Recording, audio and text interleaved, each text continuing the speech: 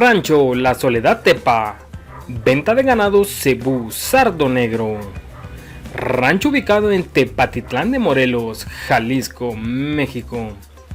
La raza sardo negro proviene de toros que se importaron del Brasil, los cuales tenían algunas características que con el paso del tiempo integrarían esta nueva raza.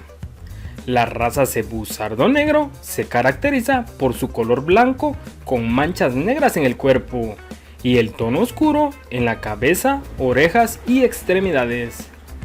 En la descripción del video te dejaremos los datos de contacto de Rancho La Soledad Tepa.